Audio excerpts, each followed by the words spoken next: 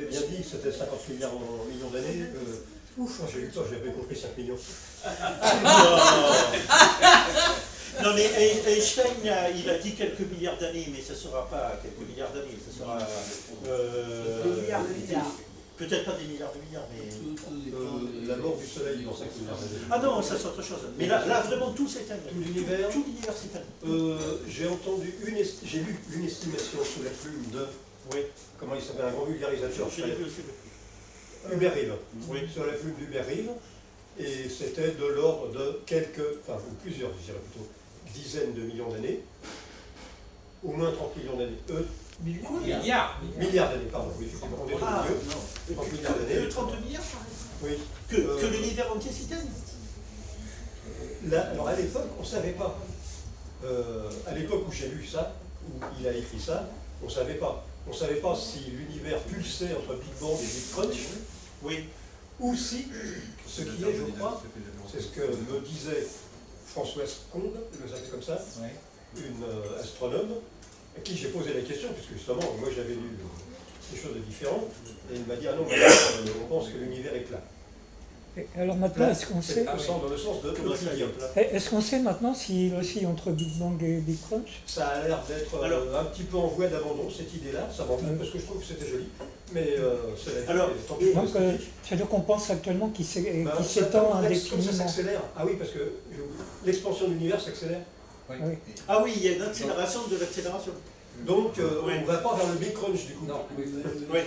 Non mais c'est que des théories. Hein. Oui. Ah ben, c'est encore que... Ah pardon, ça c'est une observation, paraît-il. Alors que, si vous permettez, j'ai fait des captures d'écran.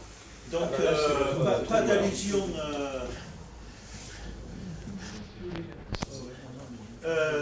Maxime, je dis pas ça pour toi. Pas d'allusion sexuelle comme je l'ai entendu. Non, pas de toi. On se prend un trou de balle. Hein, c'est que c'est ça. Non, je plaisantais, oui. Et c'est l'origine du monde, c'est ça? J'ai entendu autre chose, bon, enfin, on va dire ce trou noir. Et après, alors j'ai un autre truc, alors si j'arrive à le retrouver. Là, ils ont reconstitué l'univers en général avec ce... Mais je ne la retrouve pas. Je vais essayer de la retrouver. Non, excusez-moi. L'univers en général connu, on l'a reconstitué par 360 degrés. Et je n'arrive pas à retrouver la... Ah oui, c'est là. Voilà. Alors ça serait l'univers... Regarde la photo, tu vas voir, c'est bizarre. Ah pardon, excusez-moi. Il faut un stylet comme au Babylone, ils avaient un stylet pour les tablettes. Voilà.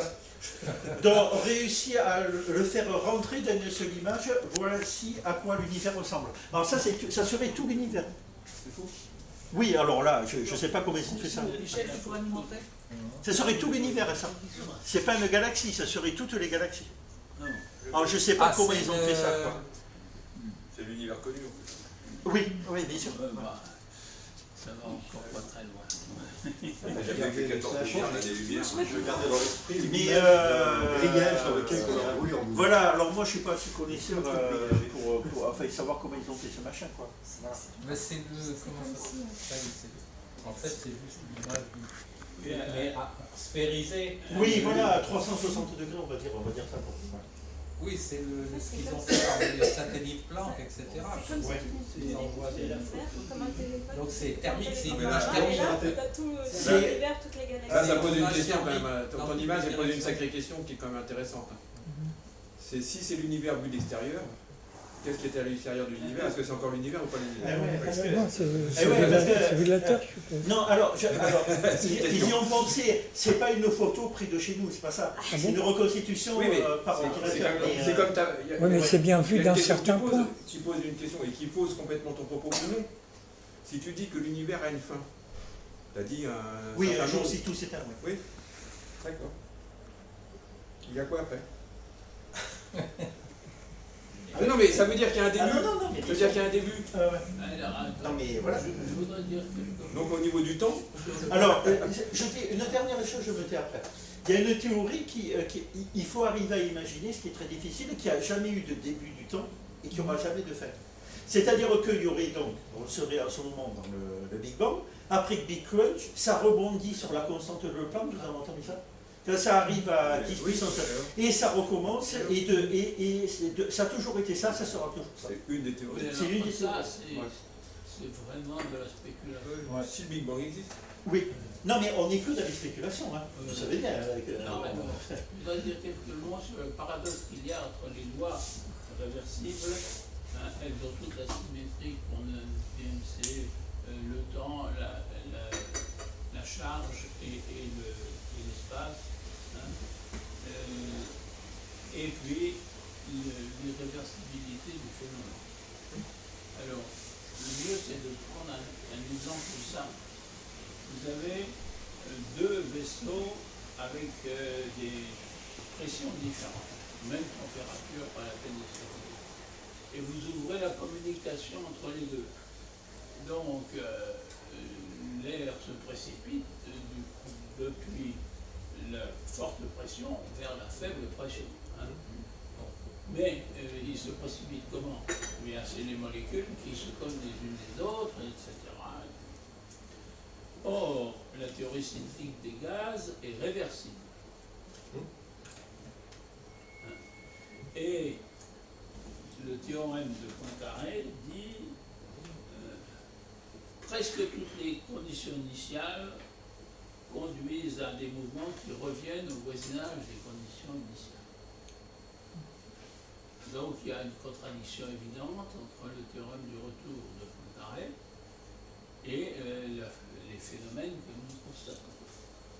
Alors j'avais calculé un exemple avec 10 puissance 18 molécules en tout, c'est-à-dire 1 milliard de milliards, partagées entre 3 dixièmes d'un côté, 7 dixièmes de l'autre. Bon. Et puis une communication avec 1 million de milliards par seconde d'échange. Eh bien, on arrive à calculer le temps du retour de Poincaré. Simplement, c'est un temps qui dépasse de très loin tout ce que l'univers peut supporter. Hein, c'est du genre 10 puissance R millénaire, avec R étant déjà lui-même de 10 puissance 16. Hein. Alors donc, Poincaré n'a pas tort, mais on ne voit jamais ça dans la nature. Et ce qui se passe, c'est que pour pouvoir étudier ces phénomènes, on a pris des équations qui, le phénomène moyen, l'évolution la plus probable. Ce faisant, on introduit l'irréversibilité. C'est une question mathématique et pas physique.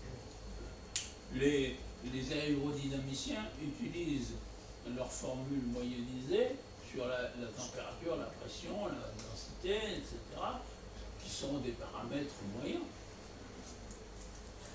Et ils s'en servent exactement comme si c'était des phénomènes rigoureux. Et effectivement, tant qu'on n'a pas une précision, bon, il y a 10 puissance 30 paramètres, et tant qu'on n'a pas une précision à 10 puissance moins 15, eh ben, on ne voit pas de différence. Donc, ils utilisent leurs équations moyennisées exactement comme ils étaient rigoureuses, et comme elles sont moyennisées, elles sont irréversibles. En fait, je pense que le principe le second principe est tout à fait juste et légitime, même s'il ne découle pas des lois elles-mêmes. Oui, en fait, je pense que la dissymétrie, elle se situe au niveau des conditions aux limites, c'est-à-dire c'est une dissymétrie entre les conditions initiales et les conditions finales. Parce que quand on fait une expérience, on fixe toujours les conditions initiales, on ne peut pas fixer les conditions finales. Et je pense que la dissymétrie vient du fait que c'est toujours les conditions initiales qui sont fixées et jamais les conditions finales. Et si on considère l'univers globalement, on peut le voir comme une expérience dont les conditions initiales sont le Big Bang.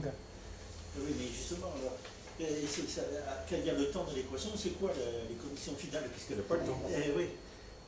Eh ben, les conditions finales, elles sont déterminées par les conditions initiales et les lois de la physique.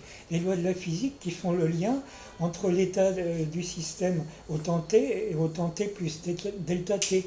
Donc de proche en proche, en partant de t égale 0, t plus delta t, t plus 2 delta t, ainsi de suite, eh ben, on arrive aux conditions finales. Sauf que, d'accord, sauf que c'est pour ça que j'ai sorti cette formule-là. Parce que le delta t, ah oui, je sais, toi tu parles d'un delta t qui vaut quasiment 0. Mais qui tend vers 0. Voilà. Mais enfin, cette formule-là, elle veut bien dire que les delta t, en tout cas les durées, ça vaut rien. Excuse-moi de parler comme ça. Mais c'est vrai. Parce qu'une heure pour nous, bon, c'est chez nous, très bien. Hein. Voilà. Mais voilà, une fusée pour une particule, une heure pour nous, c'est pas du tout ça. Donc, seul le temps existe réellement, mais les durées, l'intervalle de temps dépendent de la vitesse. Donc, ben si, Le c'est temps qui normal. n'existe pas. C'est le temps des horloges atomiques de Oui. bord. oui. Eh ben, c'est quelque chose de physique. Non, je ne dis pas le contraire, mais le fait que les durées varient selon la vitesse de... Oui. prouve bien qu'on ne peut pas raisonner, si on peut le faire, mais on peut pas considérer le temps à partir comme le font Ah, la le plupart temps des n'est gens pas comme tout la seul. durée. Voilà. Il est un élément de l'espace-temps. Voilà. Hein. Oui, c'est ça. Voilà. Mais Le temps n'existe pas. alors, Ben si, mais, mais alors c'est ça. Alors, le temps est un phénomène qu'on peut Alors, mesurer soit- localement. alors, Localement. soit, Vous pouvez mesurer que des durées. voilà. Alors, soit en Pas fait, du temps. Oui, moi, mais c'est- ce que je ressens, c'est C'est un mauvais mot. c'est un intervalle de temps, une durée. Non. Donc, ah si, une durée c'est un intervalle de temps. C'est la mesure entre deux temps. On ne va pas se discuter là-dessus. Non mais ça peut être intéressant. Mais non, mais si on quitte les exemples physiques pour rester. Parce que moi, la physique, j'ignore tout de la physique. Vraiment, des mots, un petit peu. Enfin, j'ignore tout de la physique. Je sais comment je marche. Parce que tu as parlé de la flèche du temps. Bon, mais le temps ne s'explique pas que par la flèche du temps. Il s'explique par le cours du temps. Il y a deux éléments. Ouais. Le cours du temps, la flèche du temps. En fait, la flèche du temps n'a rien à voir avec le temps. C'est que le cours du temps. attends. Ni l'un ni l'autre n'ont à voir avec le temps. Le cours du temps, c'est ce qui empêche de trouver dans le futur un instant que vous avez connu dans le passé. Vous voyez que je ne parle pas de temps. Hein. C'est ce qui empêche de retrouver dans le futur quelque chose que vous avez connu dans le passé. Ça, c'est l'irréversibilité du temps. Le cours du temps, c'est l'irréversibilité du temps lui-même. Non, c'est le Si. cours. Non. Ben, Justement, par la Attendez. définition que vous donnez, ça correspond à ça. vous contredirez mon propos quand je le réclame. Attends, il est fini. Parce que... La flèche du temps, c'est l'irréversibilité des phénomènes qui empêchent de retrouver dans le futur un état physique connu dans le passé. Ouais. Où est la différence dans ce que j'ai dit? C'est assez subtil. Ce n'est pas la même chose. Dans un cas, c'est un instant. Dans l'autre cas, c'est un état physique. Vous voyez bien qu'on ne parle pas de la même chose. Le cours du temps empêche d'être plus jeune dans le futur. Ah non. Ça, c'est la flèche du temps. Bon, allez, je m'arrête parce que vous avez raison à chaque fois. Le vieillissement est un phénomène de la flèche du temps. Pas grave, on a le droit de ne pas être d'accord. Mais on a le droit de pas être d'accord, mais... Non mais vous ne serez pas d'accord quand je vais... Je vous rappelle que c'est moi qui anime. Oh Non mais s'il n'y a pas de débat, moi je parle pas... non, c'est moi qui anime et donc on laisse Maxime s'exprimer jusqu'au bout, mais Didier interviendra après pour dire qu'ils sont désaccords. Je parle pas de physique, hein. Je parle de phrases, vocabulaire français, qui expriment de la physique. Sinon on fait des équations au tableau, mais là on parle. Le cours du temps empêche d'être plus jeune dans le futur et la flèche du temps vous empêche de ressembler dans le futur à ce que vous étiez dans le passé. Vous voyez la subtilité? C'est pas la même chose. jeune, Il y en a oui. un qui parle de l'instant. Ça dépend de la définition de jeune, voilà, c'est ça. Non mais ça dépend. Ensuite, ainsi si on parle de Âgé, voyage- alors on devrait dire âgé, pas jeune. Et ça, bon, c'était ça. Donc on voit bien que jusqu'à un certain moment, c'est-à-dire le début du XXe siècle, 1905, le principe est lié au cours du temps. Le principe qui est lié au cours du temps, c'est le principe de causalité. Pourquoi un événement crée un autre un effet. Le XXe siècle, la physique quantique a apporté là-dessus un coup de grâce. Parce que l'usage que fait cette physique, la physique quantique, fait des probabilités l'interdit que l'on puisse parler à propos des processus quantiques des causes au sens strict du terme. La physique quantique empêche de parler de la causalité. Donc on voit qu'au XXe siècle, là je ne prends aucun exemple physique, hein. Je ne prends pas de vitesse ou de masse de l'univers. Je parle. Alors maintenant, peut-être que le mec à qui je me réfère, qui s'appelle Étienne Klein, est un con, mais je ne crois pas. Et comme j'ai longtemps discuté avec lui, parce que j'ai bossé avec lui, je m'aperçois que quand on parle du temps, parce que là, vous parliez de la définition du temps, définir, c'est ramener une conception donnée à une autre conception jugée plus fondamentale. Et si ça se trouve, l'impossibilité de définir le temps, c'est que le temps est déjà dans une situation fondamentale qui ne peut pas aller au-delà de cette fondamentalité. Ouais. Donc vous voyez qu'on est... Et alors là, il y a un exemple, parce que là, je connais... Si Là, je te suis plus. Alors oui, mais je finis. alors, mais il y a trop de points là. Après, Non, je finis. Faut noter. Parce que j'ai bossé là-dessus, ça m'a fasciné, parce que je suis fasciné par les montres. Ce qui ne veut pas dire que je suis fasciné par le temps. Je suis fasciné par le mécanisme. Et en 1909, il y a un mec, et donc j'étais fasciné par les montres, effectivement, les montres à mouvement perpétuel, et toutes les complications qu'on peut trouver dans une montre. Il y a même une montre nucléaire qu'on peut mettre à la main, inventée par un Anglais, avec l'équation du temps et des choses comme ça. Mais en 1909, le capitaine Vincent, pauvre garçon qui ne peut être il peut plus être militaire parce qu'il s'est tellement cassé la gueule à cheval qu'il est cantonné dans le bureau, il invente ce qu'on appelle la montre boussole. C'est un très très bel objet qu'on peut porter au bras. Berlioz en a eu une pour traverser là. Et il se base sur Camille Flammarion et un terme qui se nomme la cosmogéosphère, qui montre qu'on n'a pas besoin du temps. On n'a besoin que de la position des objets dans un espace. Le temps n'est qu'éventuellement la différence de position de deux objets dans un espace. Il n'y a pas besoin de temps. C'est ça que vous voulez dire. Alors, il y a plusieurs objets que le capitaine a fait. Il y a ce qu'on appelle la cosmogéosphère, qui est un énorme objet de salon, où on a effectivement la représentation du monde et avec des pendules. Et sinon, vous avez une montre bracelet. D'ailleurs, regardez comme quoi le temps ne sert à rien. Le temps sert à vous orienter, c'est assez marrant. Comment on retrouve le nord avec une montre? C'est la médiatrice. La médiatrice de l'angle à midi, on est d'accord. Ça, c'est très faux. C'est pas vrai du tout. Ah bon? Ah oui, non, c'est très mauvais comme méthode. Il y a plus précis, nous sommes d'accord. Vous faites des erreurs de 50 degrés face Oui. Non, pas précisément. Non, vous savez pourquoi on fait ces erreurs-là? Parce qu'on n'a pas la montre, adéquate, on n'a pas la montre qui donne l'équation du temps. C'est-à-dire la position du soleil qui varie en 8 dans l'espace pendant l'année. L'équation du soleil n'a pas un mouvement uniforme. Oui, c'est un 8. On est d'accord, ça s'appelle l'équation du temps. Ça s'appelle l'équation du temps.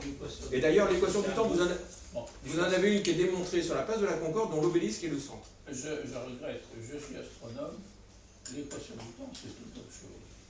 Oui. C'est la différence entre le temps et le temps moyen. Et le temps moyen. Donc c'est pour ça que, quand vous avez votre montre, il faut faire la différence entre le temps réel et le temps moyen. Et d'ailleurs, si vous montez sur le toit de l'Automobile Club de France à la place de la Concorde, vous voyez l'obélisque et ce qui montre que l'heure n'est pas la même à l'Arc de Triomphe qu'à la place de la Concorde. L'heure réelle. Parce qu'il y a 2 km entre les deux. Ce qui montre que les... Il y a 3 secondes. Pardon? Il y a 3 secondes entre les deux. Oui, mais 3 secondes. On voit bien que donc, en revanche, ça vous donne une distance. Oui. Donc le temps, c'est la distance. Pas besoin du temps. Non, d'ailleurs, il n'y a aucune équation. Le temps, c'est de la distance. Bien sûr. Et d'ailleurs, Galilée, distance, le Galilée fait rentrer la constante T pour permettre de résoudre des calculs. C'est tout. On va laisser maintenant Didier s'exprimer. On va essayer de... Parce que moi aussi, le débat contradictoire, c'est important. Je suis d'accord avec Étienne Klein, mais c'est pas du tout ce que vous dites là, c'est pas du tout ce que dit Étienne Klein. Ah bon? Vous savez ce que j'ai... Non mais je me marre parce que j'ai recopié son texte. Non mais, alors, vous le voulez? Déjà. Non mais on s'en fout, Pierre. Non mais le temps a été défini par les astronomes jusqu'au milieu du XXe siècle. C'était eux les gardiens du temps. Et comment ils faisaient? Eh bien, ils calculaient le mouvement du système solaire, de tous les astres, et on arrivera à tel jour, telle heure, telle minute, telle seconde, quand les astres arriveront à telle position. Et puis on s'est aperçu que c'était insuffisamment précis et qu'il fallait définir le temps par des horloges atomiques qui ont une précision nettement plus élevée que les moyens astronomiques. Mais elles dépendent de la vitesse du corps qui les porte. Et ça, c'est vrai. On le constate aussi. Parce que maintenant, on a des précisions suffisantes pour pouvoir voir les différences entre, par exemple, entre une horloge au sommet du Mont Blanc et une horloge au niveau de la mer. Et en cas de désagrégation ou d'agrégation, quand c'est plus un mouvement, mais simplement une transformation en d'état en termes de composants, d'unités de plus petite taille, de plus grande taille, comment dans ce cas-là, est-ce que c'est différent le temps par rapport au déplacement ou pas? Je n'ai pas compris la question. Quand quelque chose se déplace, il y a une chose dont on mesure la vitesse, mais quand une unité se transforme en une autre, ou explose, ou au contraire s'agrège, il n'y a plus une seule, il n'y a pas un seul terme qui se déplace, il y en a, et ça, de ce point de vue-là, c'est carrément différent. Très bien. Alors je voudrais redonner la parole à Didier, puis après, s'il y a quelqu'un qui souhaite intervenir. Alors je repars en sens inverse. Là. Justement, le temps, lui, ne va pas en sens inverse. Ça, c'est la différence fondamentale entre espace et temps. Alors, à cause de Einstein, on est arrivé à confondre espace et temps. Alors, il se comporte différemment. Il n'y a pas d'espace absolu, de temps absolu. Mais il y a quand même une différence fondamentale entre espace et temps. C'est que dans l'espace, on peut aller dans un sens et revenir. Dans le temps, on ne peut pas, quel que soit le référentiel. Quel que soit le référentiel. Et ça, c'est une des conséquences de la théorie d'Einstein elle-même, en fait. Bizarrement, Einstein n'est même pas d'accord. Enfin, se contredit lui-même, en fait. L'homme le plus riche du monde est obligé de traverser février pour arriver en mars. Bon. Tandis bien que février soit le plus court des mois. Tandis que pour aller en Pologne, je ne suis pas absolument forcé de traverser l'Allemagne. Même si c'est le plus pratique. Mais il y a des... Pour sortir de Paris, je suis obligé de traverser le périphérique. Ah. C'est pas si simple. Oui, c'est pas si simple. On va méditer là-dessus. Tu veux continuer, Didier? Oui, alors sur le principe de causalité. Alors, la physique quantique a fait que la notion de causalité a dû être modifiée. Mais le principe de causalité, lui, reste. C'est-à-dire l'idée que un événement ne peut pas être causé par un autre événement qui est dans son futur. C'est ça. Ça demeure. C'est pas le quantique. Comment? C'est pas la physique. Non, mais ça reste. Malgré la physique quantique, ça reste. Bon, il y a Alain qui souhaite intervenir Oui. après, mais tu as terminé ou pas, André? Bonjour tout le monde. Et c'était... Bonjour. Bonjour, Denis. Ravi de vous revoir. Oh, bah justement, je parlais de toi, je suis pas contente que tu viennes. C'est pour ça que mon oreille bourdonne. Bah ouais. Elle bourdonne fort ce soir, hein. J'ai la tête comme une cloche. Après, sur le cours du temps et la flèche du temps. Donc en fait, bon, c'est peut-être l'expression, parce que vous avez utilisé le mot jeune. En général, il y a des différences entre jeunes et vieux qui sont liées à la flèche du temps. Maintenant, si on parle de l'âge qu'a une personne, ok, votre définition est correcte, mais le cours du temps, c'est bien l'écoulement du temps lui-même. Alors que la flèche du temps, elle, effectivement, elle est une conséquence de différents phénomènes liés au temps. Mais c'est pas plus, mais c'est pas lié directement au temps. Puisque c'est effectivement, là vous avez dit c'était correct, c'est l'irréversibilité des phénomènes dans le temps. Mais le cours du temps, c'est l'irréversibilité du temps lui-même. Et donc ça, c'est fondamentalement lié au temps. C'est l'irréversibilité du temps, c'est ce que disait Christian tout à l'heure, c'est de dire, pour aller de janvier à mars, je suis obligé de passer par février. Ça, c'est l'irréversibilité du temps. Maintenant, tout ce qui se passe, ce qu'on a parlé de l'entropie, tout ce qui est entropie, etc., ça, c'est irréversibilité des phénomènes dans le temps. Et donc, chaque année, j'ai 1 an de plus, mais je peux vieillir plus ou moins. Du point de vue apparence, et du point de vue, non seulement apparence, mais du point de vue de mon mécanisme, de mon fonctionnement. Donc le deuxième, le vieillir plus ou moins, c'est l'entropie, c'est à la flèche du temps. Et par contre, les anniversaires qui se succèdent, c'est lié au cours du temps. Très bien, merci. Alors, il y avait Alain qui voulait intervenir là-dessus, Oui. et puis Jacques ensuite. Il y a plein de trucs qui se bousculent dans ma tête, mais je voudrais juste... Vas-y, Michel. Ah non. Non, c'est bon, je croyais que... Non, non, laissez après. Non. Oui. Il y a 2 bouquins que j'ai lus qui m'ont vivement intéressé. Il y en a un, c'était Une brève histoire du temps de Stephen Hawking, dans lequel il disait qu'il y a 3 flèches du temps. Ouais. Il y a la flèche cosmologique, la flèche thermodynamique, la flèche psychologique. Oui. Le truc qui était frappant, parce que le raisonnement qui tenait était tellement, disons, subtil qu'il a fallu que chaque année, je relisais ce passage du bouquin. C'est sur la flèche psychologique. Pourquoi nous souvenons-nous, il posait l'exemple comme ça, pourquoi nous souvenons-nous du passé et pas du futur? Alors il comparait le cerveau humain à un ordinateur. Je veux dire par là, non pas qu'il lui attribuait des propriétés électroniques identiques, mais plutôt que dans les 2 cas, il s'agissait d'une machine de traitement d'information.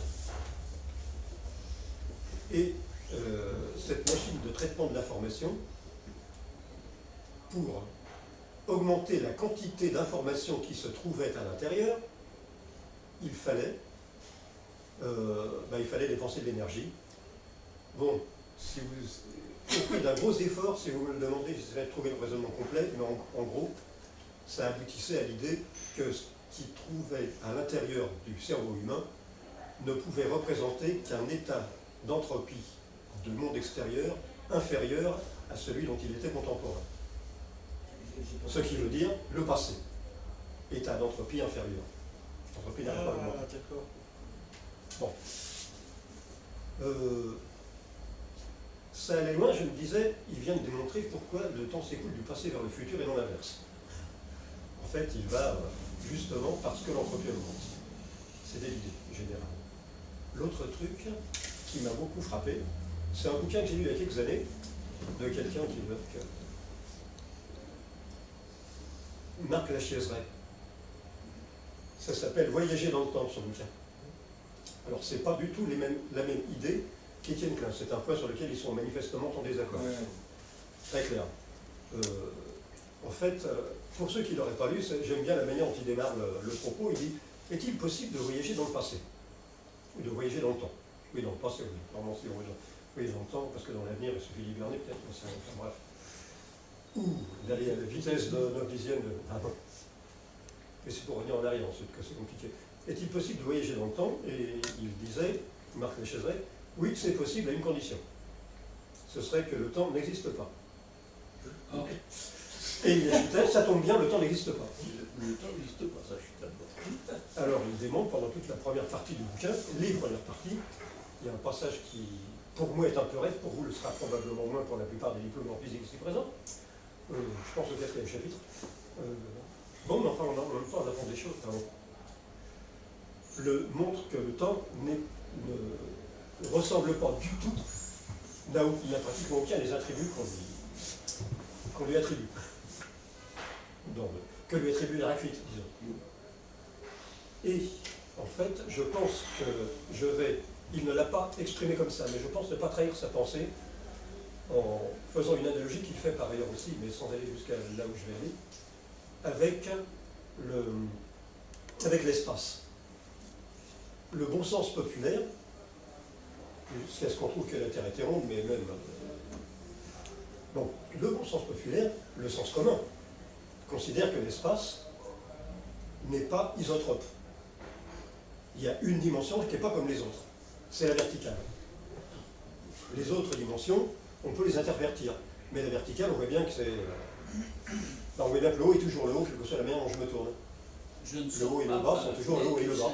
La droite et la gauche, je me tourne de 90 degrés, et ma droite et ma gauche devient mon avant et mon arrière, et réciproquement.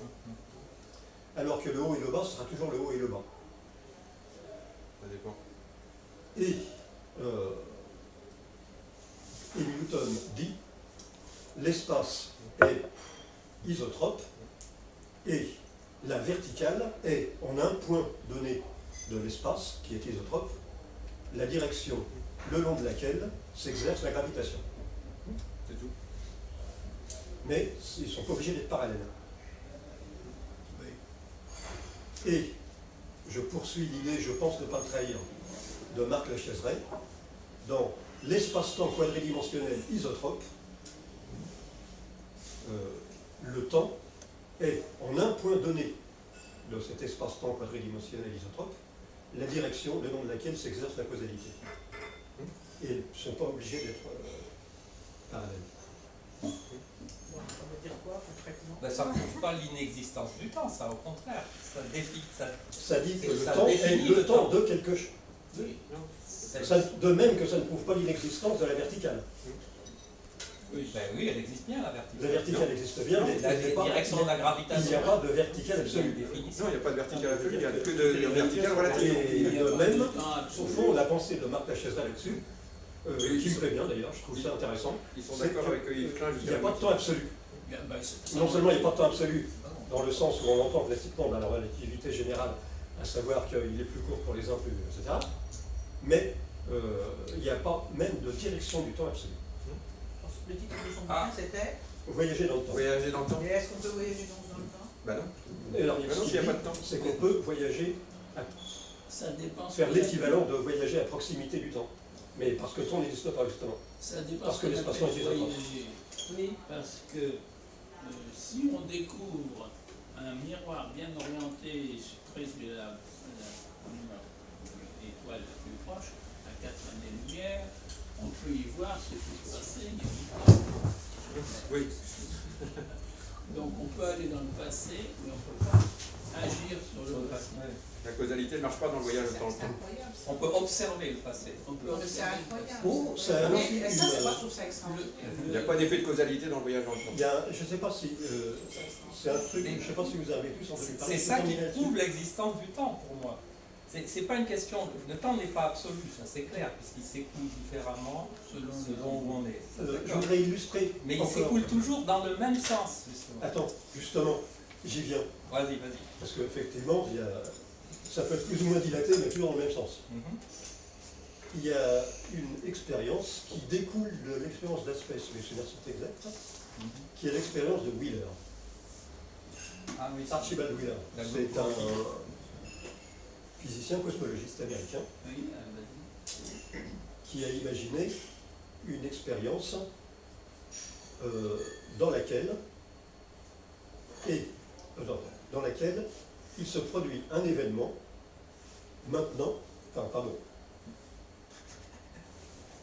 va dire qu'il se produit un événement maintenant qui est la cause d'un événement qui s'est produit il y a un certain temps, 30 000 ans, dans la première formulation, je crois, de l'expérience de Wheeler, qui était une expérience de pensée à l'origine. Ensuite, cette expérience de pensée a été réalisée aux États-Unis, aux alentours de l'an 2000, par Gannon et Kim, et en France, là vous pouvez trouver le procès-verbal complet. C'est la thèse de doctorat d'un quelqu'un qui s'appelle Vincent Jacques. Et C'est quoi cette expérience? On voudrait bien savoir. Et on y trouve un événement tel que la cause est postérieure au passé. Précisons que c'est inutilisable. Je veux dire par là qu'il y a... Mais qu'est-ce que c'est que cette expérience? C'est ça qui m'intéresse. Bon, là ça risque de prendre un petit moment. 5 minutes, je pense que je ne pourrai pas faire moins. À moins que... Jacques, je sais que tu la connais, je t'ai entendu l'exposer à quelqu'un assez bien. Tu peux essayer Sinon je le fais. Non, je bon, d'accord, j'y vais. Vas-y. L'expérience de Wheeler, tu t'en souviens?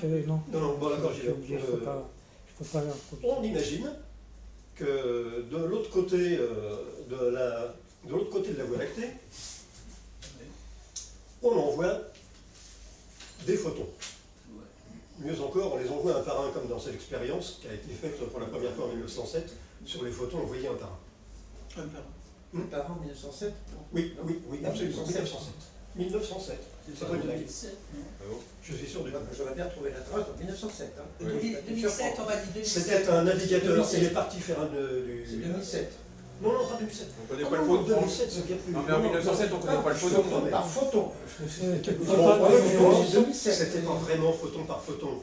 Il a envoyé une faible luminosité en faisant diffracter C'est les trous d'ion. sa faible luminosité par la pointe d'une aiguille. Et il est parti faire du bateau, si mes souvenirs sont exacts. Le physicien anglais qui a fait ça. Et lorsqu'il est revenu, il a regardé sa plaque photographique et les photons dont il se disait, vu l'intensité de la lumière que je lui ai envoyée sur ma pointe d'aiguille, normalement ils ont dû être envoyés un par un. Grosso modo, évidemment. Donc, il a raison. Voilà. Depuis, on a pu affiner, bien sûr. On a affiné depuis. Et qu'est-ce qu'on voit? Bien que les photons aient été envoyés un par un, on peut estimer que compte tenu de l'intensité de la lumière, c'était grosso modo un par un, ils se répartissent selon des franges d'interférence. Comme s'il y avait des franges d'interférence. Au lieu de se répartir selon une courbe de Gauss, plus on est près du centre, plus on a, quoi. Bon, non, c'est des... Vous voulez dire quoi, Christian? Mais je ne vois pas en quoi c'est un problème. Non, là on est parti dans une dégression peut-être. Je voudrais revenir simplement, puisqu'on a demandé ce que c'est que l'expérience de Wheeler. Donc on envoie les photons un par un, comme dans l'expérience de 1907, disais-je, et on les envoie à travers une plaque semi-réfléchissante, de telle sorte que le rayon lumineux, on va plutôt parler de rayon lumineux d'ailleurs, le rayon lumineux est divisé en deux. Ensuite, les deux rayons lumineux, qui sont donc identiques, passent devant un convertisseur bas. Appareil extrêmement simple. Ça se trouve dans la nature sous le nom de spade d'Islande, c'est un cristal. Ce convertisseur bas génère deux rayons lumineux, dont l'énergie est chacun la moitié du rayon incident, et qui se croient font un angle de 90 degrés l'un par rapport à l'autre, un truc comme ça. Quand on voit quelque chose à travers ce cristal, ça fait... on en voit deux. Bon. Il y a donc deux rayons qu'on va appeler témoins, et deux rayons principaux qui continuent leur chemin. Les deux rayons témoins vont frapper, là c'est là que ma mémoire va me faire défaut, mais enfin, vont frapper une plaque photographique de manière à former s'ils sont détectés, comment dire, d'une manière à former des franges d'interférence, ou si on a placé un détecteur qui permet de savoir par où on est passé, à ce moment-là, ce serait une distribution gaussienne. Ça, c'est ce qui se passe au rayon que j'ai appelé le rayon témoin, les premiers interceptés. Les autres continuent leur chemin.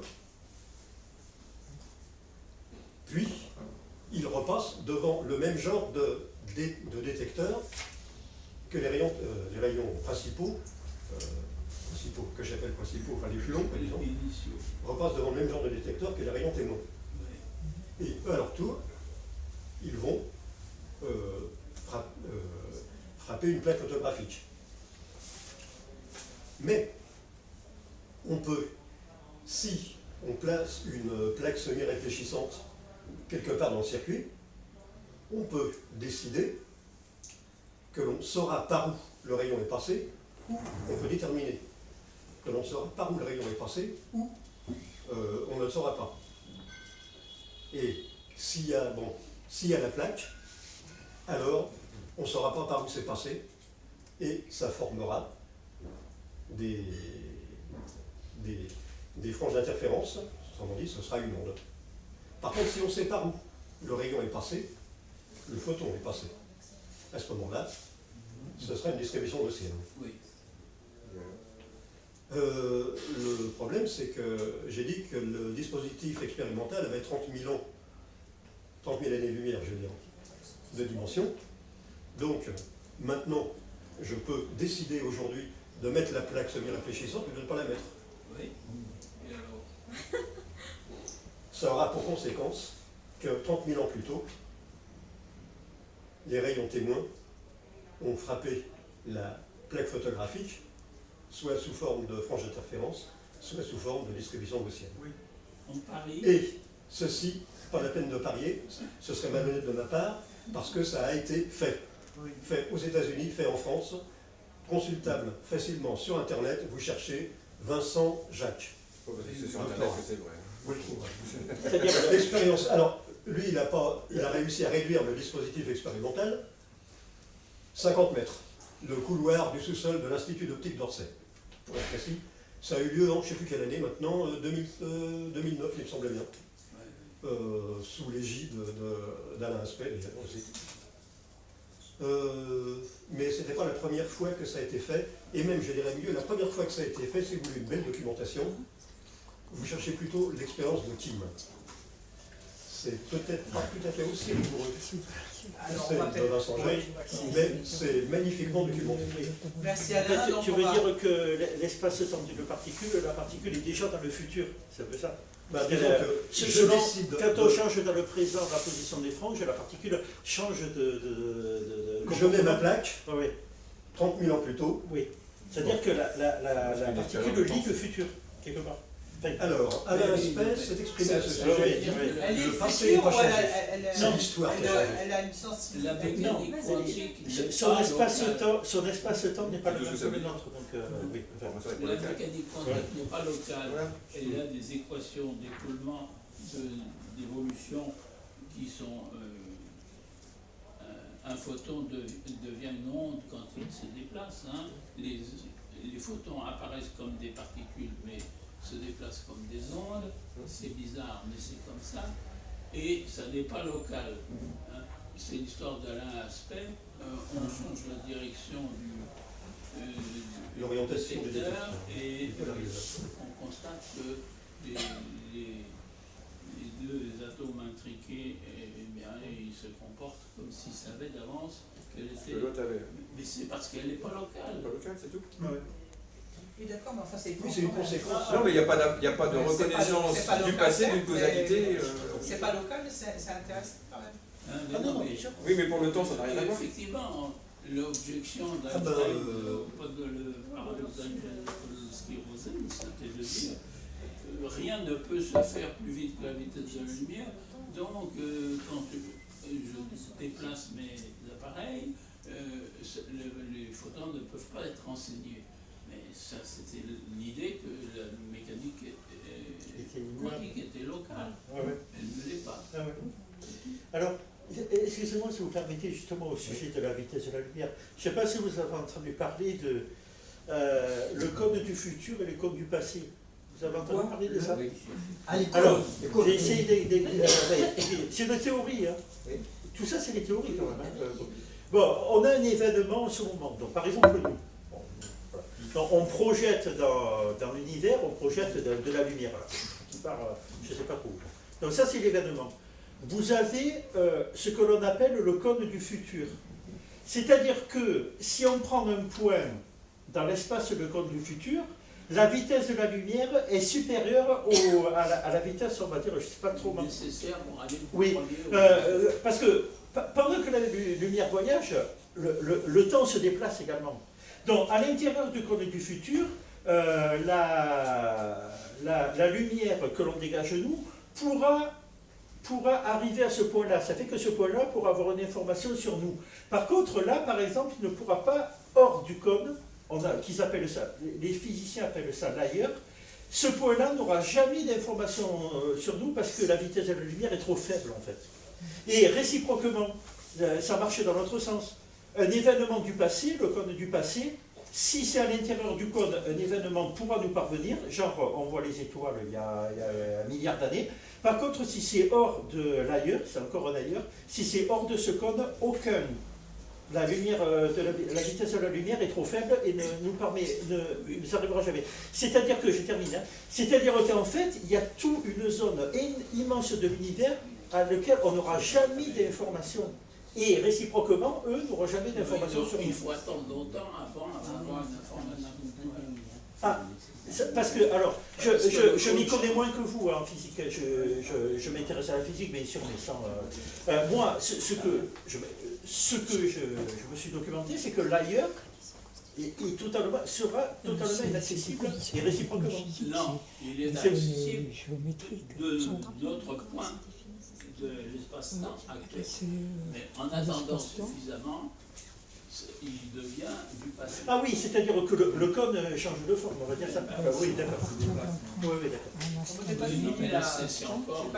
Bon, c'est une histoire de vitesse de la lumière qui est trop petite ou trop grande selon le point qui se trouve dans le cône. D'accord. J'ai fait ça un peu à l'arrache. Je sais pas, il n'y a pas de... C'est la zone d'influence, on va dire. On est à un moment présent, et quels sont les événements du passé qui ont influencé ce moment présent? Ça forme un cône, en quelque sorte. Et quels sont les événements du futur qui peuvent être influencés à partir de là? Et le ailleurs, c'est ce qui ne peut pas être influencé par un événement maintenant. Voilà.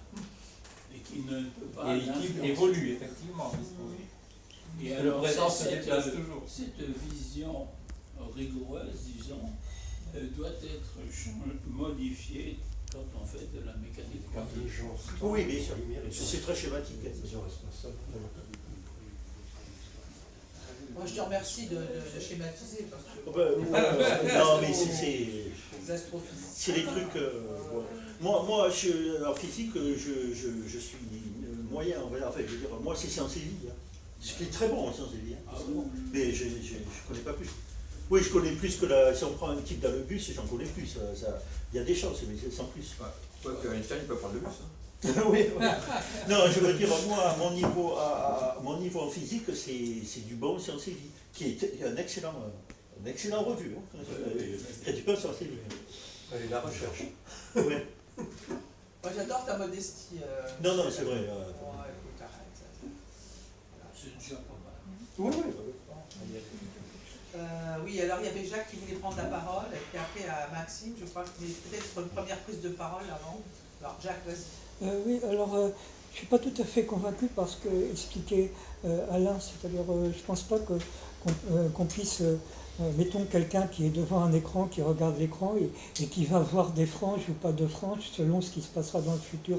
Parce que je ne me rappelle pas exactement l'expérience, mais il me semble qu'il y avait une histoire que pour voir les franges, il fallait une information qui vient du futur, c'est-à-dire qu'on ne voyait les franges que si par exemple si les photons laissent des petits points sur l'écran, je crois qu'il fallait colorer les points de deux couleurs différentes en fonction d'une information qui vient du futur pour voir les franges. Si on ne regarde que c'est-à-dire si on regarde tous les points, il n'y a pas de franges, mais si on ne regarde que les points d'une certaine couleur, là on voit des franges, et pour les colorer, il fallait avoir une information, je crois, qui vient du futur. Ensuite, je voulais dire aussi sur ce que disait Michel par rapport à l'histoire du Big Crunch, et le temps qui s'inverserait. Donc tu disais à ce moment-là on sortirait de sa tombe et on rentrerait dans le ventre de sa mère, mais en fait non, parce que tout s'inverserait et le fonctionnement de la mémoire aussi s'inverserait, ce qui fait que quelqu'un au milieu de sa vie il aura le souvenir de ce qui nous apparaît comme le futur et pas de ce qui nous apparaît comme le passé, c'est-à-dire qu'en fait, il se rappellera toujours de sa jeunesse, mais pas de sa vieillesse. Et donc pour lui, ça ne changera rien. Et ensuite, je voulais dire, je pense que la flèche du temps, à mon avis, elle peut s'expliquer uniquement par la dissymétrie entre les conditions initiales et les conditions finales, c'est-à-dire le fait que les conditions initiales, que c'est uniquement les conditions initiales qui sont fixées. Et donc il n'y a pas besoin de faire intervenir différents phénomènes liés au temps. Cette histoire de conditions initiales, je pense que ça suffit à expliquer la flèche du temps, et que l'irréversibilité du temps, c'est la même chose que l'irréversibilité des phénomènes qui se déroulent dans le temps. C'est parce que les phénomènes qui se déroulent dans le temps sont irréversibles qu'on dit que le temps est irréversible. Et de même, les trois flèches du temps, cosmologique, thermodynamique et psychologique, c'est tous les trois des conséquences de cette dissymétrie entre conditions initiales et conditions finales. Et à ce sujet, ça tient à notre situation tout à fait particulière. Nous vivons au milieu d'un gigantesque torrent d'énergie qui arrive du Soleil et repart vers l'espace. Et ça fait que les déséquilibres sont très nombreux. Les pôles sont froids, l'équateur est chaud, etc. La moindre vallée a un côté ensoleillé, l'autre ombragé, et ainsi de suite. Autrement dit, les déséquilibres sont très faciles à provoquer. Et ce sont eux les sources de mouvements vers l'équilibre qui ont l'augmentation de l'entropie. Mais c'est aussi à cause de notre position très spéciale. Et on ne se rend pas compte à quel point ça peut influencer sur notre perception de la science et de l'univers. Rapidement, Didier, oui, c'est. Alors là, pour une fois, je suis d'accord avec Maxime, parce que l'histoire de la mémoire, je vais prendre un exemple concret. Ce que dit Stephen Hawking avec les trois flèches, mais l'histoire de la mémoire, qu'on se souvient du passé et pas du futur, ça n'a rien à voir avec la flèche du temps. C'est lié au cours du temps. C'est parce que le temps lui-même s'écoule. Ce qui a à voir avec la flèche du temps concernant notre mémoire, c'est qu'avec l'âge, notre mémoire va devenir défaillante. Ça, c'est la flèche du temps. Par contre, le fait qu'on se souvienne du passé et pas du futur, ça c'est lié au cours du temps.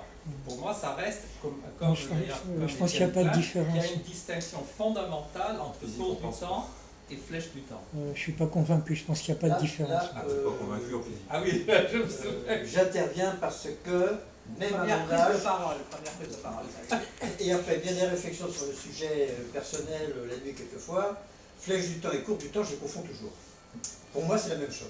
Exactement la même chose. C'est le même phénomène, c'est le même problème qui est posé. Et le problème du temps, pour moi, se résume à très très peu de choses qui m'empêchent de réfléchir sur les notions du temps, de réfléchir philosophiquement sur les notions du temps. C'est quand on mesure un temps, qu'est-ce qu'on fait? On compare un mouvement au nombre d'oscillations d'un appareil en qui on a confiance et qu'on appelle une horloge. Point. Les premières horloges qu'on ait consultées, c'était le ciel. On comptait les jours, on comptait, et puis ensuite avec quelques artifices sur Terre, on a découpé le jour en tranches que l'on supposait égales. Quand Huygens a proposé ces pendules, ça veut dire quoi? Ça veut dire que l'expérimentateur Epinou avec, on fait confiance en la périodicité du mouvement de l'objet. On lui fait confiance. Aujourd'hui, on ne lui fait plus confiance. En science, on fait confiance à des oscillations d'atomes, de la lumière émise par les atomes entre deux niveaux d'énergie. Pourquoi? On n'a plus confiance en eux parce qu'on est persuadé, mais on ne l'a pas démontré. On est persuadé que cette oscillation-là est beaucoup plus, et d'une périodicité bien meilleure et bien plus précise que celle des horloges de Huygens. C'est tout ce que je peux dire sur le temps. La flèche du temps par rapport à ce que je viens de dire, je ne la situe pas. Le cours du temps, je ne le situe pas non plus. Je ne le situe pas non plus. Ce que je sais par contre, ce que tout le monde sait, c'est que au long de notre vie, notre corps accumule des souvenirs, des souvenirs, des souvenirs, des souvenirs. Des souvenirs de toute nature. Des souvenirs physiques, c'est-à-dire si on a une maladie, on a des séquelles par exemple, ou je me suis coupé là, ça a été réparé et puis il reste une trace. Premier genre de souvenir. Et deuxième genre de souvenir, naturellement, notre cerveau et notre système nerveux. Bon, alors évidemment, au fur et à mesure que nous vivons, les informations qui s'accumulent, emmagasinées dans notre corps, augmentent, et puis de temps en temps franchissent des seuils. Par exemple, quand un enfant écoute les gens parler, un bébé qui ne parle pas encore, il écoute les gens parler, bon, il emmagasine une foule d'informations. on a l'impression que l'enfant se désintéresse à ce qui se passe autour de lui, c'est complètement faux. Il accumule à une vitesse incroyable une foule d'informations qui, à un moment donné, percole dans son esprit et lui permet de parler d'un seul coup correctement. D'avoir une grammaire, une syntaxe correcte. Pas tout à fait. Avant, il ne parle pas, après, il parle quasiment correctement. Un enfant est capable d'analyser la syntaxe et la grammaire d'une phrase avant d'en comprendre le sens. Et quelquefois bien avant. Bon, ça c'était également, ça concerne le temps également, ça. Voilà. Moi, c'est tout ce que je peux dire sur le temps. Je suis venu ici écouter plutôt que d'énoncer quelque chose. Merci Denis. C'est un moment qui demande de la parole, donc je vais te laisser prendre la parole avant Maxime. Oui. Alors la question que je pose, je ne sais pas si c'est dans les bons termes, mais comment apprécier le temps dans un, entre guillemets, graphe relativiste? C'est-à-dire que cette notion de flèche nous attire vers quelque chose qui est une linéarité ou qu'il y aurait... parce que finalement, ça sera absolu, cette flèche du temps. Ou alors qu'est-ce qu'elle devient quand le temps est valable pour des choses disparates ou qui explosent ou parce que, la flèche suppose qu'on constitue l'unité de quelque chose quelque part. S'il n'y a pas une... Alors que vraisemblablement, je ne sais pas si c'est possible, mais en supposant que les choses ne peuvent que bouger, être statiques ou se décomposer, oui, la question revient à ce genre de questions, c'est-à-dire quelles sont les unités sur lesquelles on travaille, sachant que depuis très longtemps on accorde beaucoup d'importance à la notion de brique élémentaire, et c'est vrai que je ne sais pas si c'est dépassable cette histoire, ou alors c'est peut-être dépassable dans la manière où on relativise l'unité à son tout et dans l'autre sens. Enfin, je pense que les gens qui se sont intéressés au holisme ont déjà, c'est-à-dire le fait qu'on agite un petit, on titille en disant que le tout réalise des choses, que la somme prise mathématiquement des parties, mais on peut trouver des manières de comprendre ça de telle sorte que ce ne soit pas du tout un paradoxe. Donc voilà. Merci, Pierre. Il faut définir un référentiel. Pour cela, on définit une longitude, une latitude, une latitude et un temps où on peut le faire de 50 autres manières différentes. L'important, c'est de pouvoir se mettre d'accord les uns avec les autres et on constate que le temps n'est pas un absolu, il ne sera pas le même pour un référentiel et pour un autre. Hein? Mais dans chaque référentiel, il y a des horloges partout. Voilà. Merci. Alors on va essayer, Maxime qui veut prendre la parole. Ah oui, il y avait peut-être monsieur avant. Oui. Excusez-moi, parce qu'il n'a jamais toujours pas parlé. Excusez-moi, je suis désolé, je ne vous ai pas vu. Hein. Bon, alors d'abord c'était pour vous dire que je viens de Lille pour assister à cette réunion. Je suis enchanté de me retrouver parmi des gens érudits et passionnés par le temps. Vous venez de Lille que pour nous? Oui. Merci. J'ai été faire un petit tour à Notre-Dame quand même, mais merci. Je suis venu ici parce que il est prévu que je fasse une conférence le 8 juin, n'est-ce pas? Et donc à l'espace Barreau, donc je vous invite à venir à ma conférence. Et je voudrais, ce que vous dites n'est pas tellement contradictoire, mais en fait, comme il est à chaque fois fait référence, c'est que le temps est lié à l'espace ou à une distance, à quelque chose. En fait, on comprendra le temps si on travaille sur la composition de l'univers. À partir de là, on va tout comprendre. Donc, en fait, vous verrez plus clair.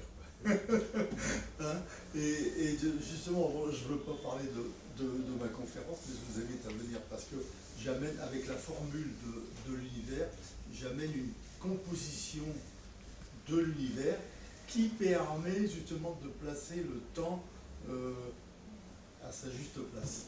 Hein, et la fuite du temps et le temps qui passe, etc. Bon, ça c'est une parenthèse. Bon, maintenant je voudrais poser une question qui est un petit peu décalée par rapport à ce que vous dites, mais c'est quand même quelque chose qui me travaille. On dit que le temps, c'est la 4e dimension.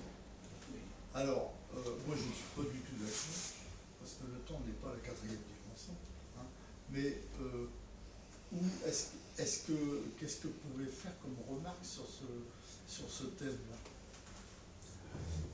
Un artifice de présentation. Un artifice de présentation dans les cours sur la relativité, ou dans les arguments pour la relativité d'Einstein. Oui. Tout vient de la vitesse unie de la lumière, en fait au point de départ.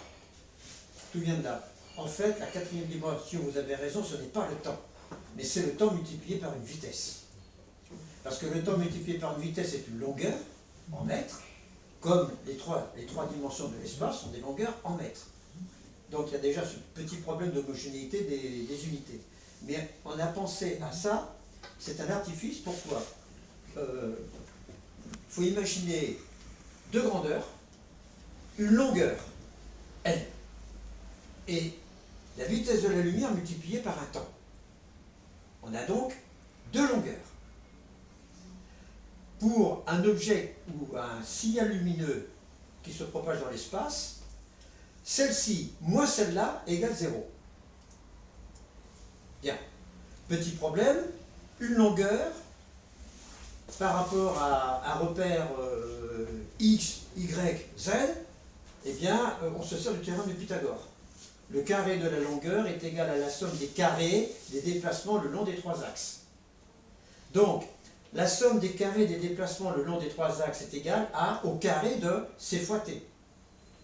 Donc, la somme des trois carrés de l'espace moins le carré de c fois t égale 0 pour un signal lumineux. Oui, d'accord. Pour un objet qui n'est pas un signal lumineux et qui est plus lent que la lumière, cette quantité, cette différence est positive. C'est un nombre non nul, positif. Et extrêmement pratique pour manipuler les équations mathématiques. C'est un artifice. C'est-à-dire, vous êtes en train de dire que c'est une variable d'ajustement, quelque part. On enlève moins ct carré pour arranger les équations et leur donner plus de symétrie et qu'elles soient plus pratiques. Non, d'accord. Voilà. Je pense que c'est pas qu'un artifice, ça correspond à quelque chose de profond physiquement, je pense. Parce qu'actuellement, certes, on est en 3 dimensions, mais le temps s'écoule. Donc on peut considérer que c'est la quatrième. Non, j'ai compris ce que vous avez dit. Ouais, mais il y a également une autre nuance. Oui, je sais pas. Cette différence entre la somme des carrés des le long des trois axes et le carré de ct carré, en relativité, on appelle ça un intervalle. Oui. Bon. Et l'intervalle, comment dire, n'est pas la somme de 4 carrés. C'est la somme de 3 carrés moins un carré. Oui, mais... Comme par hasard, c'est celui du temps qui ne joue pas exactement le même rôle que les 3 dimensions de l'espace. Avec i carré qui vaut moins 1, en fait, on sera même... Alors, il y a l'artifice i carré égale moins 1, mais qu'on a abandonné, on l'a abandonné pour la relativité générale, parce qu'on n'en a absolument pas besoin. Donc, alors, pour une dimension dans notre espace ordinaire, donc on a x carré plus y carré plus z carré. Bon, il faut imaginer une colonne avec... Donc on écrit sur un bout de papier une colonne avec les 3 valeurs les unes en dessous des autres. À côté, on met un autre carré avec... c'est un tableau carré 3 sur 3. Donc 3 lignes, 3 colonnes. Et il n'y a que des 1 sur la diagonale. Et puis partout ailleurs, dans le tableau, c'est des 0. La combinaison des deux donne effectivement une longueur spatiale ordinaire. Pour l'espace-temps, eh bien, il y a 3 1 par la diagonale et 1 moins 1. Oui, mais d'accord. Sur le dernier point. Mais on peut voilà, considérer que... Ça s'appelle la géométrie de Minkowski. Alors, attendez, si on suit votre raisonnement, on peut considérer que ce sont des coordonnées x, y, z qui s'ajustent au temps. Oui. Vous dites que c'est le temps qui s'ajuste. On peut dire le contraire aussi. Non, c'est pas ça. C'est une construction. C'est une construction logique mathématique pour mieux gérer le problème du mouvement. Oui. C'est comme ça que je le vois. Non, d'accord. Oui, alors donc Maxime qui voulait prendre la parole. Oui, je voulais prendre la parole sur un autre sujet, mais ce que vous posez, il est intéressant. J'ai quand même eu la chance de passer quelques temps avec Étienne Klein et on a parlé d'un sujet qui était très intéressant, justement. Devant un mobile de Calder. Devant un mobile de Calder. Ah, Calder, ouais. Moi, je suis un pratique. Moi. Oui, sachez que quand je pose cette bouteille sur cette table-là, vous pensez que je l'ai posée au même endroit? Non. Vous réfléchissez à pourquoi? Parce que la Terre a bougé. Ah bah oui, mais c'est parce que la notion du temps, un référentiel. La notion du temps, elle est aussi rapport à la 4e dimension. La 4e dimension, elle existe. un espace X, Y, Z, W, ça existe. Il y a des volumes aristotéliciens, faussement aristotéliciens, mais des volumes parfaits dans la quatrième dimension, dont le 600 est maximum. Donc un volume à 4 dimensions, c'est des points, des sommets, des lignes, entre deux points, des surfaces, et un volume à quatrième dimension, on va rajouter un volume. Donc ils sont composés de points, lignes, surfaces et volumes. Alors effectivement, on a du mal à comprendre ce que c'est quand on est dans la troisième dimension. Alors on peut partir à l'envers. Observer quelque chose à deux dimensions, comme moi je suis de l'extérieur, observer quelque chose à deux dimensions, et de se demander qu'est-ce qui se passe dans un deux dimensions quand un objet de la troisième dimension, inconnu de la deux, lui rentre dedans. Donc moi je suis habitant, point, du plan. Je vois un point, point. C'est normal pour un point. Qu'est-ce qui se passe dans mon esprit de point? Tiens, un pote qui arrive. Sauf que ce pote, il grandit. Il devient segment. C'est bizarre, ça. Mais comme moi, je ne suis que point dans un plan, si je ne tourne pas, je suis obligé de me déplacer pour m'apercevoir que ce segment n'est pas un segment, mais qu'il est peut-être une surface que je vois par la tranche. Cette surface est un triangle. Et puis elle va agrandir, jusqu'à devenir un polygone, pour redevenir triangle et point. Moi, vu de mon point, parce que je suis habitant de la deuxième dimension, je ne sais pas ce qui s'est passé. Je n'ai même pas de notion de temporalité. J'ai vu un point passer en segment, qui, parce que j'ai bien regardé, était jamais que la définition d'un polygone, se transformer. En fait, il y a un cube, objet de la troisième dimension, qui a traversé le plan. Et j'ai vu la succession des intersections du cube avec le plan. Étonnant. Donc, la quatrième dimension, X, Y, Z, W, est possible. Et les mobiles de Calder, pour en revenir à ça, sont peut-être la possibilité de comprendre ce que Calder a fait en ayant des volumes, donc un objet en troisième dimension, mouvant, d'être l'interprétation possible d'un volume existant dans une quatrième dimension, qu'on ne perçoit que de temps en temps, et on n'en apercevrait que les intersections dans le volume à trois dimensions. Mais je ne voulais pas parler de ça, je voulais parler de ce rapport étonnant quand je dis, vous êtes à peu près d'accord, qu'effectivement, c'est le repère qui fait que je l'ai placé au même endroit. Si je suis au soleil, la bouteille elle est un petit peu même plusieurs milliers de kilomètres plus loin, parce qu'il paraît que ça se déplace vite. Mais il y a un texte qui est fascinant sur cette notion du temps. C'est un texte qui a été rapporté par Carnap, en Carnap pointé avec Einstein. Einstein a 70 ans. Alors vous lisez les textes de Carnap, hein, c'est intéressant. En plus, c'est pas de la physique, donc on n'est pas obligé de se souvenir ou non qu'il y a eu des fentes ou pas de fentes, que ce soit 1909 ou 1910, on s'en fout. Il n'y a pas besoin de se souvenir de ça, il y a juste besoin de se souvenir de ce qui s'est dit. Einstein, voilà ce que dit Carnap. Einstein était très tracassé par le problème du maintenant. L'expérience du présent, du maintenant, a pour l'homme une signification spéciale qui la différencie radicalement de celle du passé et du futur. Mais, c'est Carnap qui écrit, mais, et qui rapporte ce petit T entre lui et... mais que cette différence ne peut être mise en évidence au sein de la physique. Donc il fait le rapport, ici, le constat du temps psychologique, du temps physique. L'expérience du présent est une expérience très particulière et la physique n'en rend pas compte. Que cette expérience ne puisse être prise en charge par la physique. Alors ceux qui ne savent pas, les deux sont des physiciens, ils savent de quoi ils parlent. Une expérience très particulière et la physique n'en rend pas compte. Que cette expérience ne puisse être prise en charge par la physique lui semblait aussi navrant qu'inévitable. Je lui fis remarquer, dit Carnap, que tout ce qui a objectivement lieu devrait pouvoir être décrit par la science. D'un côté, la succession temporelle des événements par la physique, de l'autre, l'expérience particulière que l'homme a du temps, y compris ses appréhensions différentes du passé, du présent et du futur, qui devraient pouvoir être décrites par la psychologie. La physique doit s'occuper de la succession des événements, le cours du temps. La psychologie doit comprendre comment le cerveau les perçoit. Einstein pensait que les descriptions scientifiques ne sont pas faites pour combler nos attentes d'êtres humains. Il y a quelque chose d'essentiel à propos du présent ou du maintenant qui demeure en dehors du domaine de la science. Il faut répondre. Oui, bien sûr. Il faut réfléchir sur le texte, parce qu'il n'y a pas de réponse. Si nous avons une telle conscience du présent, c'est parce que c'est le moment où nous exerçons notre liberté.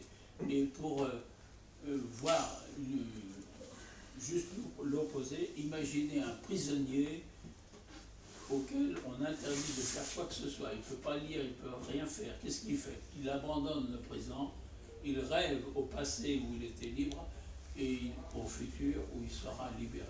Cette expérience, juste pour vous dire, parce que j'ai une amie qui gère ces personnes-là, c'est le SDF, qui n'a aucune notion du temps, parce qu'il ne veut pas que demain se reproduise à aujourd'hui. Michel. Oui.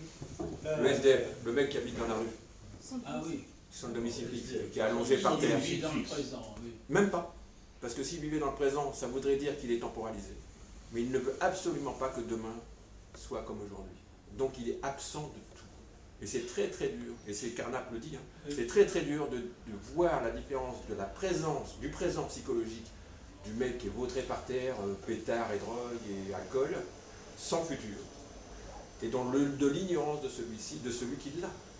Effectivement, nous, on prend le thé, on sait ce qu'on va faire tout à l'heure. Il a une liberté extrêmement restreinte. Il en a fait, parce qu'il n'a pas le temps. De quel Carnap vous parlez? C'est une vaste question, je dirais. Il y en a qu'un pour moi, Carnap, c'est un physicien qui est l'élève de Quelle conscience on a du présent et peut-on véritablement vivre On ne connaît pas tout. l'instant présent? Ça, c'est vraiment. Oui. Alors, d'accord, c'était hyper intéressant. C'est pour ça aussi que j'ai voulu parler aussi du temps psychologique et tout. Mais alors, alors justement, la flèche thermodynamique du temps, c'est une notion totalement scientifique. C'est-à-dire que qu'on soit conscient ou que ça soit des cailloux dans l'univers 1 million d'après le truc, le temps existait quand même puisque les molécules, l'entropie existait. Donc c'était hors conscience, on va dire. Mais je voulais parler d'autre chose. D'abord, rapidement, oui, on peut jouer sur les mots. Le temps, c'est pas la 4e dimension, mais en tout cas, c'est la 4e coordonnée. Oui, donc, voilà, alors on peut jouer sur les mots là. Bon, je ne vais pas revenir sur ça. Tout à fait juste. Oui, je vais pas revenir sur ça là, c'est trop long. Alors, je voulais dire, au sujet de l'infini, si vous me permettre. En supposant que le temps existe, en fait, le temps comme on le perçoit, donc qui se déroule, et qui soit infini. Enfin, même s'il y a des allers-retours, mais supposons ça. Vous imaginez un peu ce que ça induit? Ça induit que la position qu'on a actuellement, supposons que le temps s'arrête là. Donc on est là, on prend une photo, on est là, comme ça. Ça veut dire que cette position-là, l'infini étant ce qu'il est, se reproduira et une infinité de fois. C'est l'éternel retour. Puisque l'infini est infini. Pourquoi? Parce que, enfin moi c'est ce que je pense. Si l'infini est infini, notre position là, on prend une photo, se reproduira un jour, forcément. Non, parce que là, soit le temps est discret, soit il continue. Oui, mais... alors ça, c'est encore... Attendez, non, mais c'est ce qu'il dit, s'il l'arrête, c'est qu'il est discret. Alors, je relance là, je relance un truc, mais bon, je pose, alors d'accord, je pose ce format de question. Si, alors, il y a beaucoup de si, hein. Si le temps est ce que l'on en perçoit nous, et si le temps est infini, est-ce que la position qu'on est là en ce moment, ça fait 10 fois que je le dis, se reproduira un jour et même une infinité de fois, vu l'infinité du temps? Vous me suivez? Oui. Alors, je pose la question, d'accord. J'affirme pas. Les deux infinis sont différents. Mais pourquoi? Mais c'est très facile de donner des exemples. Hein. Le système solaire perd continuellement de l'énergie et puis on finit par évader les terres extérieures et accaparer pour l'intérieur. Et ça peut durer indéfiniment sans jamais se reproduire. C'est pas une... Mais l'entropie empêche la production de l'énergie. Oui, mais attendez, l'infini c'est là. Quand vous dites ça peut se reproduire indéfiniment, ça veut dire aussi que c'est pas infini dans la manière de parler, la syntaxe française. Je crois que ce n'a pas d'importance. Ah non, bien sûr. Si un jour on se retrouve ici, on ne se rappellera pas. Hein. Et puis dans le passé, si ce que je dis est vrai, dans le passé c'est déjà arrivé. Donc. C'est pas ça dont tu parlais, je pense. Didier, je trouve ça sympa. Oui, c'est ça me donne l'occasion peut-être d'essayer de faire comprendre la différence entre le cours et la flèche du temps. Parce que moi aussi, ça, en fait, c'est pas que je ne comprends pas la différence. Alors, enfin, je comprends pas. Il y a une distinction que tu fais, mais dans le fond, quand on y réfléchit bien, est-ce que les deux ne se rejoignent pas en fait? Je vais prendre l'exemple de cette réunion ici.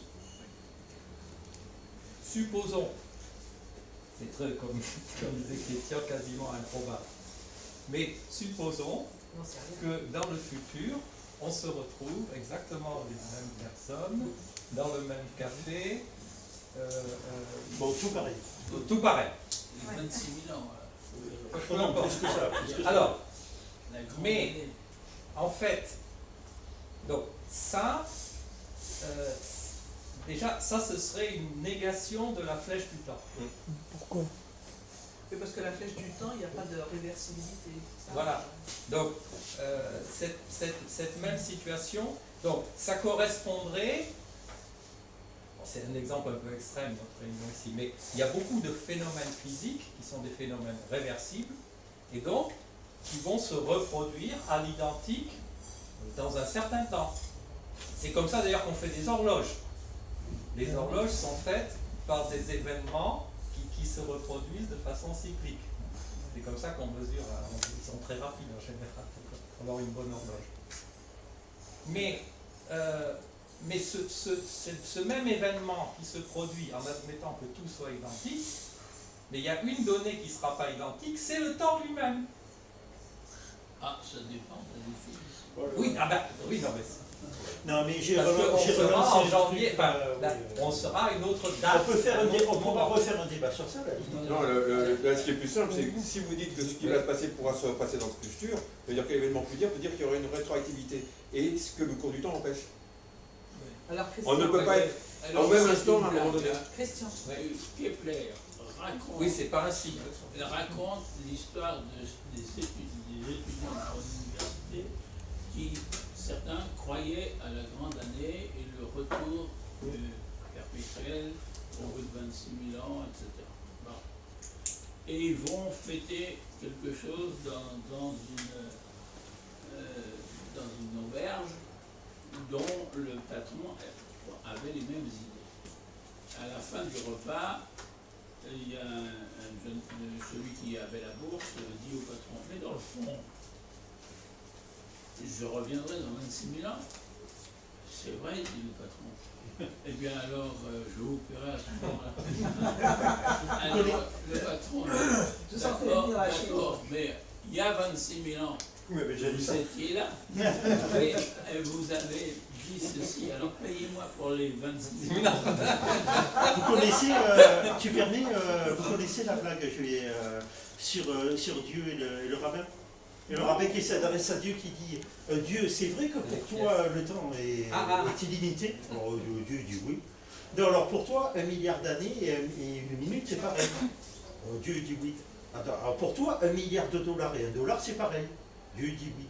Alors le rabbin lui dit donne-moi $1. Et Dieu dit attends une minute. Elle est excellente, j'adore. Est-ce que vous avez, je peux juste prendre la parole pour dire que le principe de relativité tel qu'il a existé, parce que c'est apparemment celui-là qui a réussi à la fois en 1600 et quelques à Galilée et à Einstein, mais ils l'ont travaillé d'une manière différente. Et je me demandais justement si, à propos des notions de repères, dans la mesure où les lois de la physique, je pense que vous allez me corriger, c'est le fait que les lois de la physique sont les mêmes, enfin, ou exprimées de la même façon, quel que soit le repère. Il y a une histoire de...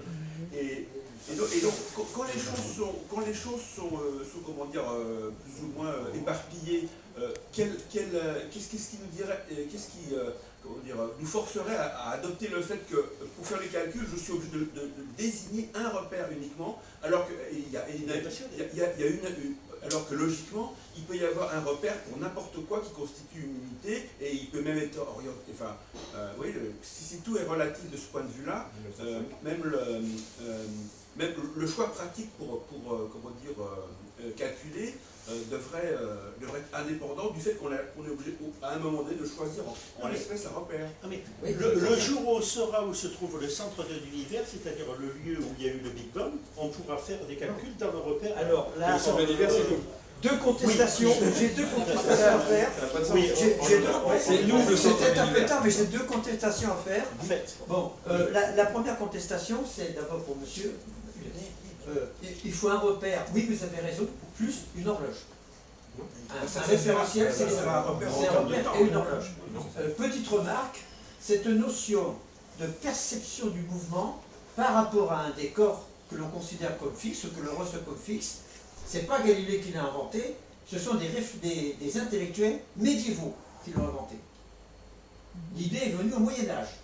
Au moment où on a dit, pendant ce qu'on appelait les disputations, c'est-à-dire des joutes orales organisées dans les universités médiévales, deux candidats, toi tu défends telle idée, toi tu défends l'idée contraire, et le jury mesure la qualité des arguments. Il ne mesure pas les conclusions, il ne juge pas les conclusions des arguments, mais simplement la qualité des arguments de l'un et de l'autre. Ouais. Et voici un exemple, Aristote avait écrit que on rejetait l'idée que la Terre bouge parce qu'elle frotterait sur son atmosphère. Et parce qu'elle frotterait sur son atmosphère immobile, on aurait un vent d'Est permanent et extraordinairement violent. Les médiévaux réfléchissent dans ces joutes, et quelqu'un a proposé l'idée suivante, et si par frottement, la Terre entraînait sur l'atmosphère? L'atmosphère tournerait en même temps que la Terre, et on n'aurait pas de vent d'Est permanent. Conclusion du candidat, l'argument d'Aristote ne vaut rien, n'est pas valable. Heureusement que la Terre deuxième exemple, entraîne deuxième exemple, la relativité elle-même. Je reviens à la relativité elle-même. Un marin est accoudé sur le bastingage de son bateau qui quitte le port. Qu'est-ce qu'il voit? Son bateau ne bouge pas, mais le port défile. Tout le paysage défile. Il y a un pépère qui est assis sur un banc sur le quai, qui regarde le bateau. Qu'est-ce qu'il voit? Le port, la ville, tout ça, le décor ne bouge pas, mais le bateau avance. Autrement dit, la perception du mouvement se fait toujours par rapport à un décor qui est perçu comme fixe. Donc ça, c'est une idée médiévale que Galilée a repris par la suite, et ensuite Einstein, etc. etc. Alors ça, c'est pour... En ce qui concerne le centre de l'univers, l'idée du Big Bang et de l'expansion de l'univers, ce n'est pas un volume qui démarrerait d'un tout petit volume de départ et puis que ce serait étendu. C'est pas ça du tout. Il faut imaginer l'idée suivante, qui est assez difficile à imaginer, mais je pense que c'est à ça que les cosmologues pensent aujourd'hui, c'est que à l'origine du Big Bang, les dimensions de l'univers étaient infinies comme elles le sont aujourd'hui, mais la densité d'énergie était extrêmement forte. Cette densité d'énergie a fortement diminué parce que l'espace lui-même s'est épandu. Mais à la naissance de l'univers comme aujourd'hui, les dimensions de l'univers auraient toujours été infinies. Donc il y avait du vide. Donc, du coup, il n'est pas question de rechercher un centre de l'univers. Dans ce concept-là, c'est même pas la peine de chercher un, il n'y en a pas. Voilà ce que je voulais dire. Non mais il y a un centre mathématique. Non. Attendez. Les planètes tournent autour du Soleil. Le Soleil tourne autour du centre de la Voie lactée. Et les galaxies tournent certainement autour d'un centre. Objection. Je sais pas. Objection. Ce mouvement, je sais pas. Vous avez raison, mais vous aurez raison, mais à une condition. D'écrire ces mouvements par rapport à des objets qui sont perçus comme fixes. Si par exemple, j'imagine un ange, je reviens au Moyen-Âge, qui s'immobilise par rapport au globe terrestre. Il voit le globe terrestre, une belle boule comme ça, avec les continents, les océans et tout ça, rien ne bouge. Mais tout dans le ciel semble tourner autour de la Terre sur un axe qui est grosso modo nord-sud. La Lune tourne autour de la Terre, le Soleil tourne autour de la Terre, les étoiles séparées, etc., etc. Mais les astronomes avaient remarqué que le jour stellaire et le jour solaire n'étaient pas tout à fait les mêmes. Il y a un petit décalage, et ce décalage augmente, puis rediminue une fois par an. Bon. Donc, pensée suivante. Imaginons un deuxième ange qui s'immobilise par rapport au centre géométrique de la Terre et aux étoiles lointaines. Qu'est-ce qu'il voit? Le centre de la Terre ne bouge pas. Le globe terrestre tourne autour en 24 heures à peu près. Le Soleil tourne autour en grosso modo une année. Et les étoiles pareil. Ça c'est un deuxième spectacle. Les deux anges regardent la même scène, mais d'un point de vue différent, par rapport à un référentiel différent. Non mais ça d'accord, mais... Et le troisième ange, lui, s'immobilise par rapport au centre du Soleil et aux étoiles lointaines. Non mais d'accord. Voilà. Bon. Mais d'après vous, il n'y a pas de centre mathématique de l'univers. De centre physique, non, et de centre mathématique à la fin. Après, on se dit, le Soleil sera le centre mathématique parce qu'on en a besoin. Oui, voilà.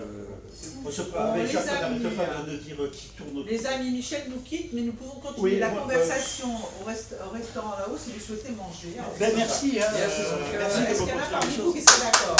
Mais écoutez, moi, non mais franchement, si vous voulez, pas moi, parce que je ne m'y connais pas assez quand même. Si vous voulez, on peut, non franchement, on peut refaire un truc sur le temps vu autrement. Genre cette histoire de le temps détient l'infini, je sais pas quoi enfin. J'ai pas le temps.